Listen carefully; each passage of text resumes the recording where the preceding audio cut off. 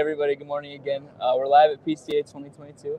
We're here in the Ace Prime booth with one of the nicest guys in the industry, Luciano Meirelles. How are you, sir? I'm good. I'm with one of the nicest guys in the industry too. And all these guys behind here too. Yeah, we have the whole crew behind you guys. We bring a lot, and you always welcome all of us in. And just want to thank you for your hospitality.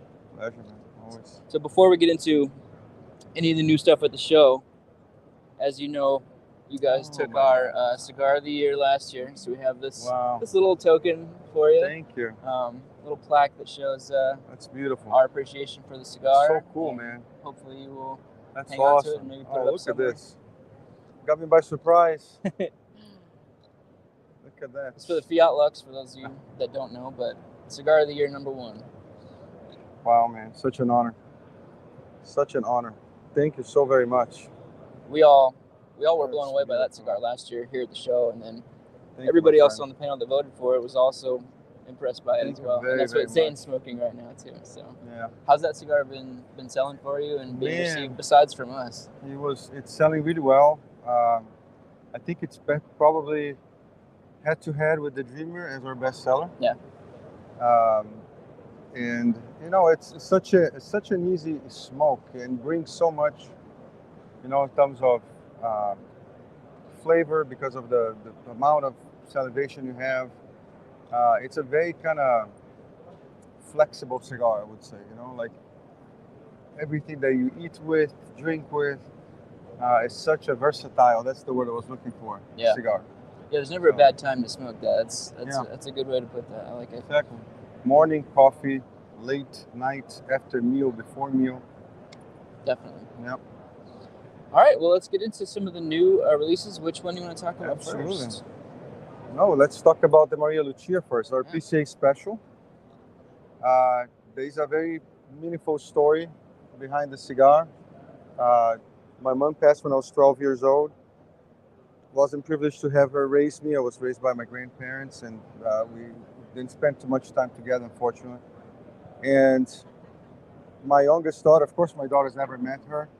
Never saw one single picture of her. My daughter was only 14 years old when she had this dream. She dreamed of a woman.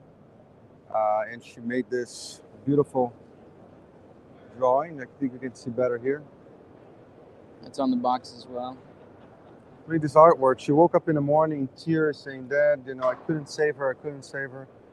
It was me and my wife, you know, at the bed, and she was crying, but she did this art.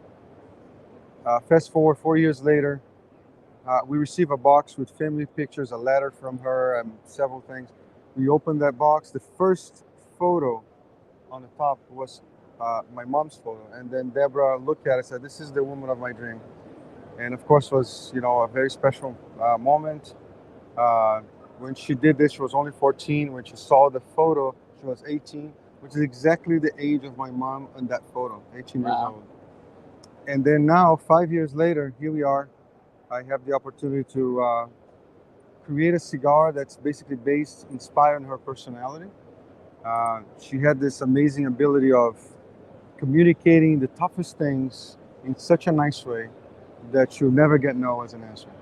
So she was very intelligent and very bold. That's why we say that the blend is unashamedly bold, because it's a very bold blend, but it's delivered with gentleness, with delicacy. So it's something that we are very proud of creating at Tabacalera Pichardo. The buzz was so big that we ran out of samples, so we don't have any samples. About 1,500 cigars, and it just went really, really quick. Yeah, we were lucky enough to get some the other night. I know some of our guys have smoked it and really enjoyed it. I want to show you guys something, which I showed to the dojo guys too. Oh, wow. That's amazing. So, like, you can see the details of the chin, like the nose, the forehead, eyelashes, the eyebrows. That is amazing. Maybe we can show I don't know how well we'll be able to see it, but it's that's a pretty striking resemblance. Yeah, that story, that'll give you goosebumps. That's amazing. It is. And, you know, now it just kind of being able to talk about her personality, and it's almost like she's here, you know. So was there anything else you learned about her, from the box of information you received? Or? Got a lot of information from grandparents, from friends, from other people around her. She had a very complicated life, but she was always a fighter, a survivor. I think I kind of somehow inherited a little bit of that kind of grit that she had. She never had much opportunity in life. She always fought for her space, and didn't even have much education. But she was so intelligent that she learned different languages. She learned things by herself. That's how smart she was. So yeah, it's a very important project. And then we have the Masigneus, which you guys participated in that wine tasting we had back at the house. The Masigneus, it's named after our winery that we have in Spain, in Priorat. As you can see, it's a beautiful, beautiful box. You smell this box? Oh yeah, that's great. Like royal cedar. Yeah. It's delicious. I don't know if I've ever seen a box with a rope pull on it before. Yeah, this was an idea of our designer, so it looks a little bit like a wine box. Mm-hmm. So the approach to this blend was different than anything I've ever done before. We chemically tested the blends. So we have different blends, and as we blended, we'll make teas. We'll brew those leaves in a water that had 7 pH to test the acidity, alkalinity, to test the pH of the leaves. Right. And even after combustion, we tested the ashes as well, just to see what would be the result of combustion. All that to create a different experience and also to be able to create a cigar that pairs with wine. It's a standalone cigar. You need a wine to enjoy the cigar. I'm smoking right now in the morning. But that neutral pH reveals flavors that you'll never be able to perceive if the pH was too high or was too low. Right. It was too alkaline or too acidic. So you have a range of flavors that you normally don't see in a cigar that doesn't have that kind of characteristic. So was the goal with the pH obviously to get it neutral, right? Mm-hmm. But was your goal to make it pair specifically with the Masigneus wine, or will it pair well with any other wines as well? It will pair not with any other wines, but wines that have high tannin. So they're the wines that are really bold, really dark. Right. Malbec, Californian cabs, Merlot, Shiraz, Grenache. So there's several other wines, other grapes that will pair really, really well with this. Because you have to think about how your brain perceive the flavors. So we all have sensors in our mouth. There are thousands of them, but they are mainly divided into 2 types. One that's called the ionic, and the one that's called the protein-based receptors. So the ionic is what prevents us to burn our internal organs. If you have a drink that's really, really cold, or it's really, really hot, that feeling that you have of the temperature, or if it's too spicy, it's identified by electrical impulses that are caused into the sensors, and then it's translated to your hypothalamus, and then you understand exactly what it is. There's another type of sensor, which is the proteic-based, which is one that the sensor, the taste buds, when they open, there's an enzyme that covers the molecule of the food, the smoke, the liquid you're drinking, and that, in connection with those sensors, send back the signal about the flavors, the umami, sweet, salt, right? So what happened with the wine? Wine is mainly carbohydrate, right? But there is protein there. The protein is in the skin. That's why when you drink a Malbec or you drink a heavy cab, you notice that your teeth gets red. Yeah. Have you noticed that? Yeah. Or sometimes when you drink a Pinot, you don't get that same result, right? Because the tannins, they actually adhere to the tissue of your mouth. So what happened with this and high tannin wines is that when you drink the wine, it creates a layer into all the tissue of your mouth, your teeth, everything.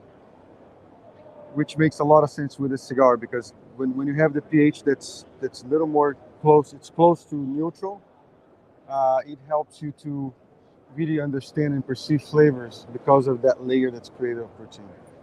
I know it makes sense. I know it sounds very yeah, I'm following technical, you. Yeah. boring, but it's quite fun. Yeah, so I know a lot of people watching probably won't have the chance to try the wine at least right away. But if you do get a chance, even just the wine itself without cigar pairing is amazing. But if you get a chance to pair the two together, highly recommend it. It's great. So let's talk a little bit about how you got involved in the winery. How long has that relationship been going on? How did it kind of come about? That started, well, my friendship with Jerome and Ornella that you met the other night comes from since 2011. Okay. That's when we met. I was finalizing my contract with FIFA. Jerome was the general secretary for FIFA, and we became very good friends. He retired. Years later, we encountered, friendship continued. 2 years ago, I went to Spain to visit the winery by his invitation. And we had a great time. We smoked cigars, we drank the wine. And I said, maybe we should do something together, right? They said, oh, it's okay. We can plan something in the future. But if you want to become a partner, maybe you can do something. Yeah. And then I slept on an idea, and then a couple of days later, I called him and said, okay, let's do this partnership. So then I became a partner in the winery, and here we are. That's great. Yeah. That's amazing. How long have you been smoking cigars? Has it been almost as long as wine? I think so. I probably started with wine with 12, I think, because it's cultural for us. We'll have kind of very little wine with food for the digestion. That's why I never get drunk with wine. I was taught how to drink wine. Right. And then cigars about 14, 15 years old, 16 years old, I would say. Yeah. That's when I started smoking cigars. Yeah. It's been part of my life, of who I am. That's awesome. So obviously, pairing cigars and wine together is a challenge. Yes. Yours pairs together fantastically. Are there any other cigars, not necessarily yours, and wine that you know are a good pairing together? Yeah, I think sometimes we stumble into cigars that pair well with wine, but it's by accident because the majority, I'll dare to say that 90% will never pair well with wine. And people like to say that they drink wine and smoke cigars. I respect, but it's really hard. It's tough. They sometimes it can be very antagonizing. Yeah, it's not like bourbon where it's probably going to taste pretty good together. But listen, we do bump into some situations like that, and a good example is the Dreamer. Right. So we had the Fusio blend, which was already there. We didn't make for it, and we have the cigar that was already there that we didn't make for it. When we realized that those two went well together, we decided to label Fusio as the Dreamer. There you go. So people would make the connection. Yeah, so that was pure accident. Try that pairing too as well. Yeah. What's the name of the wine? It's called the Dreamer. Okay, so it is now. Okay, yeah, got it. But the blend is called Fusio. Fusio. It's fusion. Got it. Yeah. Excellent. So that's really all the questions I had for you. Is there anything else coming up the rest of the year you want to talk about? Any new projects or events that you're going to be at that you want to? Well, we have the second semester will be full of events. Thankfully, we had a promotion going on where if they sign for a package of our cigars, they'll guarantee have an event. So thankfully, we sold a lot of those packs. I'll be busy next semester. I'll be spending a lot of time on the farming as well, especially from October on. That's when we start the process. And also, Maria Lucia will become a regular line very soon, probably by the end of the year, beginning of next year. So right now it's just PCA, attendee exclusive. PCA, yeah. In different sizes. This size will always be the PCA exclusive size. Got it. And looking forward to the future. And I think there's several things that will happen in a few months too that I believe you guys will be happy about. We're always excited for new news from you. Thank you very much, my friend. It's always a pleasure, sir. Thank you so much. Thank you for this. Yeah, congratulations on Cigar of the Year again. Appreciate it, man. We'll talk to you again soon. Absolutely.